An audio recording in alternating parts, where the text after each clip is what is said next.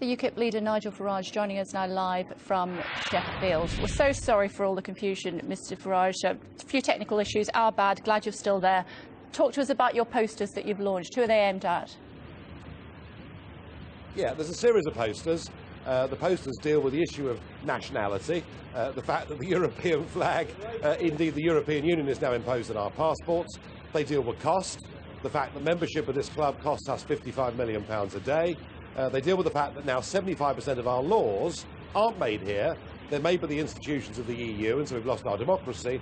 And yes, it deals with open borders, the fact we have a complete open border to southern and eastern Europe, that we now discriminate against people from India and New Zealand in favour of Romania and Bulgaria. And we have no limit on the number of people that can come to this country. And that doesn't make sense. And what's really interesting is that 77% of British people in a recent survey said they believe we've got to get a degree of control back over our borders. Don't get bogged down in figures. Remember what happened to Mr Clegg when he did that. Let's talk about the other poster, one of the other posters that you've got, the unlimited cheap labour one. Yeah. What are you trying to say here? What we're saying is that things now in Italy and Spain within the Eurozone are so dire that if you look at the migration figures for last year, you see most of the increase, nearly all of the increase, in fact, came from those countries. Now, I'm very sorry for people down there. Youth unemployment in Greece, 60%, and not too far away from it in Spain as well. And yet we have no control. If things get worse in the Eurozone, we have zero control over the number of people that can come to Britain. And that doesn't make sense, not just from a jobs perspective, but also from primary schools, healthcare, and everything else. Okay. All we're saying is this. We want to have an immigration policy that has a degree of control over numbers and quality. How can it be unlimited cheap labour, though, when we've got a minimum wage that you have to get, whether you are British or Spanish or any other European, Eastern European or whatever, is £6.31 an hour? Well, I mean, what's actually happened to the minimum wage is that in many cases it's now become the maximum wage, because in many industries that probably would be paying more now, they've been able, big employers particularly, to force everyone down to that minimum wage level. I mean, what we're saying is this, is that for a lot of people in work in this country, they have seen wage compression over the course of the last 10 years, their real take-home pay going down at a time when the gas bill is still going up. OK, so, but just to clarify, you think that British workers should have preferential treatment when it comes to being offered jobs that are available? Well, I don't think we should have a complete open door to the labour market in this country from the European Union where we make no decision at all over numbers or skills or the quality of people that come. And that's why this stunning 77% of people say they want something to be done. But do you think that British workers should have preferential treatment when it comes to being offered jobs in the United Kingdom? I think it's the job of the British government to make sure that it puts British people and their interests first. Absolutely. Of that there's no question. You know, and that's why people vote. They vote. I mean, the Labour Party. The Labour Party historically was there to look after working communities in this country, and it's given all of that up in favour of an open door to southern and eastern Europe. But isn't that racist? I don't think it is, no. I don't think it is. I don't think it can be deemed as such in any way. I mean, we've never in our history had a complete open door, and now we have one to 485 million people.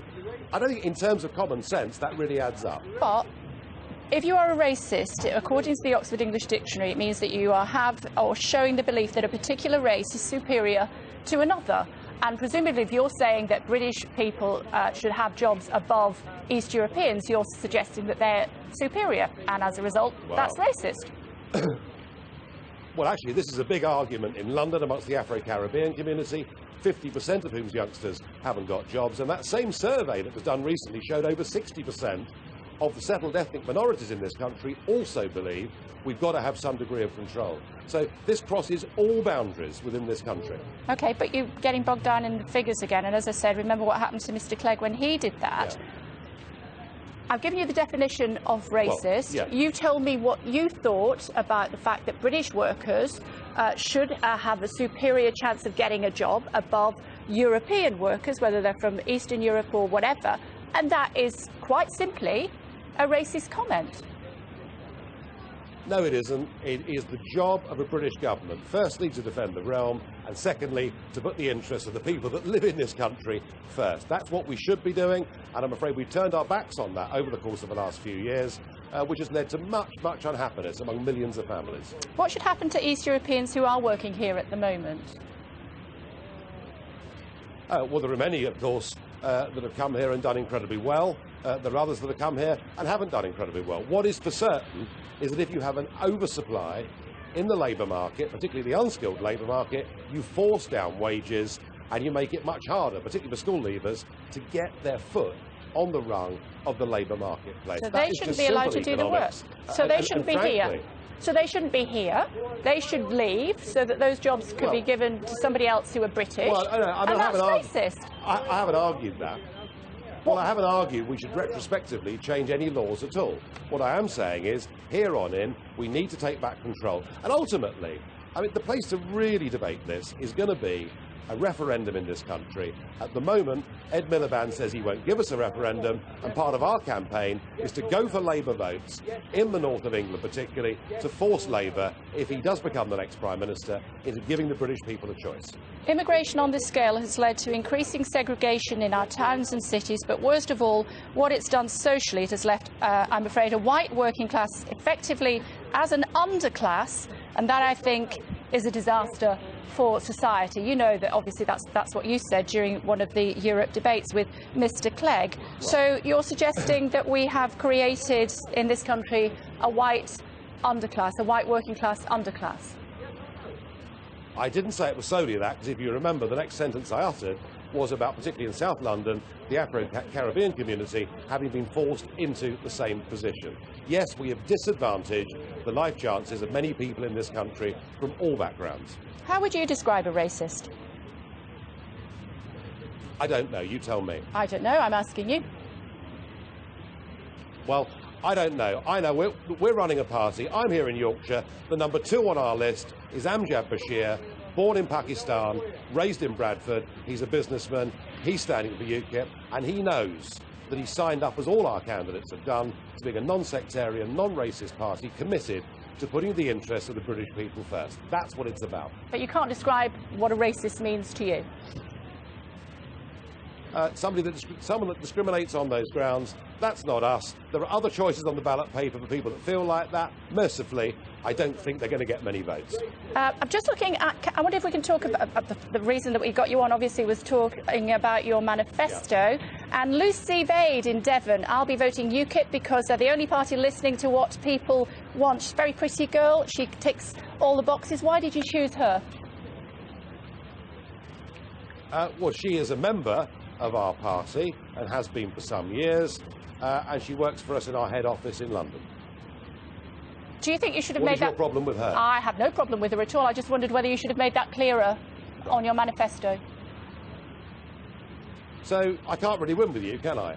On the one hand, you're saying that we are talking about a white working class in Britain, and secondly, when I tell you that working directly for me is a girl who's half Indian, you've got a problem with that too. No, I don't have a problem. No. I don't mind being criticised, but do make your mind up what the criticism is. I'll tell you what, it's not a criticism, it's merely an observation, and then it's for our viewers to decide, to make their own minds up. The point is, when you see that picture of that beautiful girl, you don't actually say that she is a member of UKIP. What you need to, it looks as though she is a very intelligent, beautiful member of society, and she has decided that she wants to vote UKIP. You have to go onto Twitter before you can see that she is an events manager for UKIP and an assistant to you. Well, I don't think you'd ask this question of the Labour Party, the Lib Dems or the Conservatives, who often have group pictures. You know, the leader with 25 people standing behind them, and you've never asked the CV of any of those, have you? I think I have, actually. And you know what? When I have Labour on, they say you wouldn't ask this of the Tories.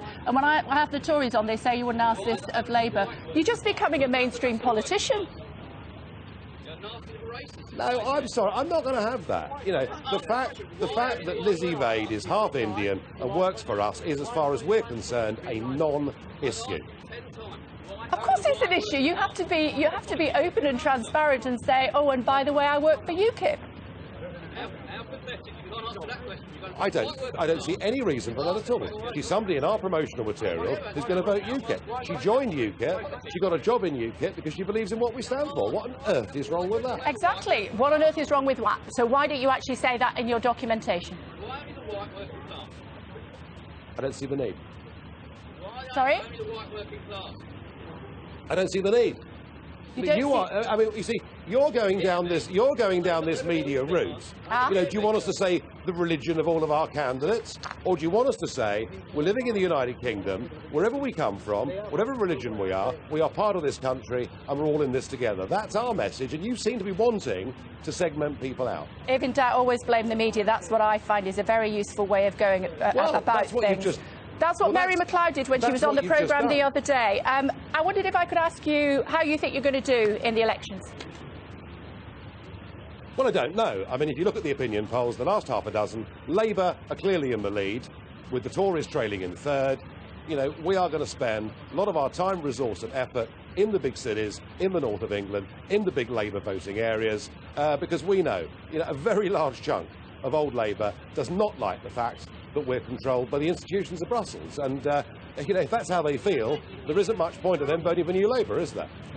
Fancy being an MP? I don't know. Let's get May the 22nd out of the way first. It's a European election. Labour are the front runners. Labour are the bookmakers' favourites to win. Our job, and with this launch here in Sheffield today, is to challenge that over the course of the next 4 weeks.